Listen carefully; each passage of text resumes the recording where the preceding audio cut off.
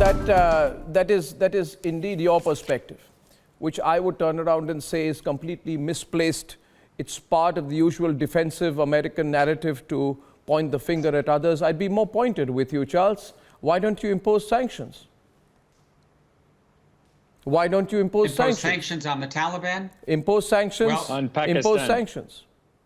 Yes, Chris is coming in. Chris says on Pakistan. Yes, Chris. Go ahead, Chris. Chris Alexander from Denmark asking you a counter question. He's been Canada's central minister. He's a diplomat, politician, and entrepreneur. Yes, go ahead, Chris. You can respond to Charles.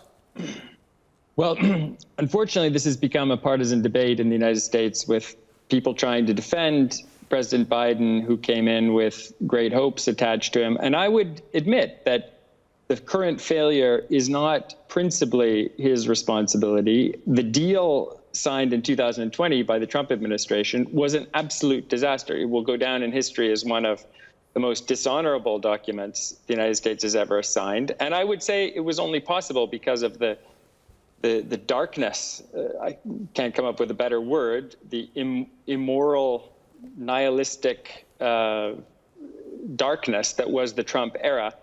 And you also had Zalmay Khalilzad, a U.S. envoy of some standing, desperate to be back in the game because his Afghan-American rival was the president of Afghanistan, and he wanted leverage over the situation. So this was a perfect storm. But all of that conceals the real issue, which is that the real tragedy, which is that the United States still hasn't named the real author of their misfortune and their failure. It wasn't U.S. policymakers. It wasn't Afghans who didn't come together. It was Pakistan's ISI, which created the Taliban in the early 90s. And here you have to listen to the most knowledgeable Americans.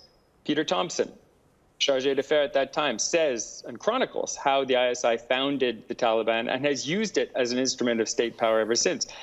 Mike Mullen, former chairman of the Joint Chiefs of Staff, got very tough with Pakistan in his final weeks and months in office. He recently said, a week ago, that this duplicity has gone on long enough. Pakistan has pretended to be an ally of the United States and has instead stabbed the U.S. and everyone else in the back. And he said the United States should be cutting Pakistan loose. He used those terms. And so what does that mean? To me, it means something very simple. Pakistan has not been held to the normal rules of behavior of the international system. Invading another country is a very serious matter.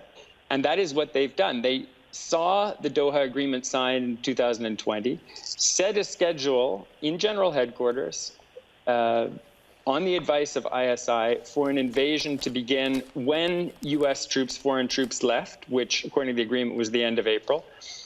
They delayed it slightly. General Bajwa came to Kabul on May the 10th. And the next day, this invasion began. And the United States did not, even at that time, fully know what Pakistan's agenda was. That is an unprecedented failure. It's not just a failure for the United States. I don't think there's any democracy, any state that saw clearly what Pakistan was doing.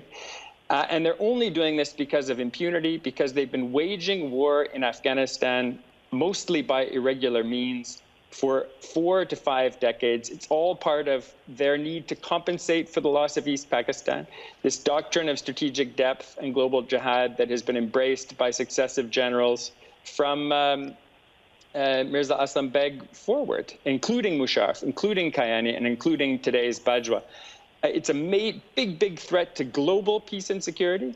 The terrorist groups that have come out of this doctrine, Al-Qaeda, the Haqqani network, terrorist groups threatening Central Asia. They've committed major acts of terror on 3 continents. And still, we do not trace the accountability back as an international community to where it actually belongs. We need to wake up. We need to hold Pakistan to the same standards that we hold any other state. When Russia invaded Ukraine in 2014, the response was swift. Sanctions. It stopped that invasion in its tracks, even though Russia denied that they were behind it. Pakistan can no longer deny what they are doing in Afghanistan. They're treating it as a colony. And their fingerprints are all over the invasion that just took Kabul. So let's sanction Pakistan. Let's sanction those responsible, and let.